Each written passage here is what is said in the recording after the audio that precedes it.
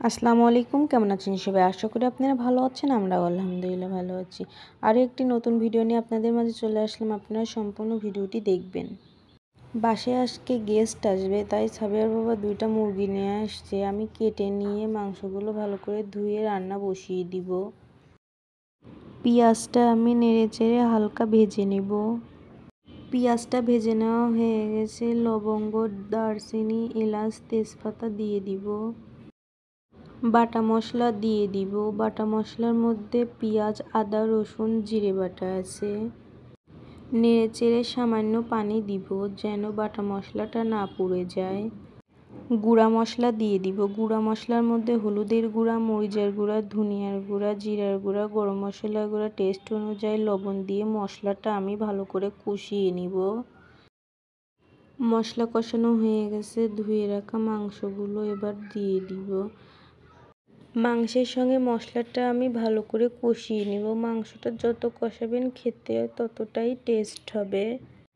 মাংস কষিয়ে নেওয়া হয়ে গেছে। পরিমাণ মতো আমি পানি দিয়ে নেড়েচেড়ে ঢাকনা দিয়ে দিব। মাংস রান্না আমার হয়ে গেছে। সামান্য আমি জিরার গুঁড়া দিয়ে নামিয়ে নিব। এভাবে আপনারা মাংস রান্না করে খেয়ে দেখবেন, অনেক টেস্ট হয়। আরেক চুলায় আমি মিষ্টি কুমড়া ভাজি করতেছিলাম। মিষ্টি কুমড়া ভাজিটাও আমার হয়ে গেছে, আমি নামিয়ে নিব। আমি যেভাবে পোলাও রান্না করি সেটাই আপনাদের মাঝে আমি শেয়ার করব। কড়াই গরম হয়ে গেছে, পরিমাণ মতো তেল দিয়ে দিব। তেল দিয়ে কেটে রাখা পেঁয়াজগুলো দিয়ে দিব।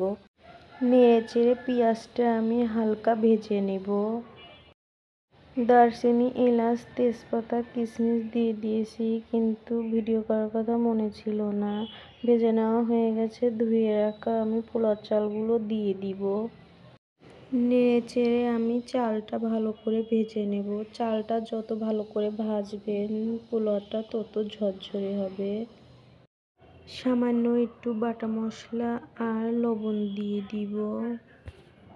আবারও চালটা আমি নেড়েচেড়ে ভালো করে ভেজে নিব। চালটা আমার ভেজে নেওয়া হয়ে গেছে। আজকের পোলাওটা আমি রাইস কুকারে রান্না করব।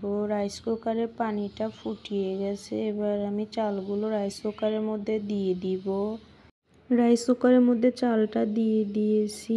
এবার ঢাকনাটা দিয়ে দিব। ঢাকনা তুলে নেড়ে চেড়ে দিব।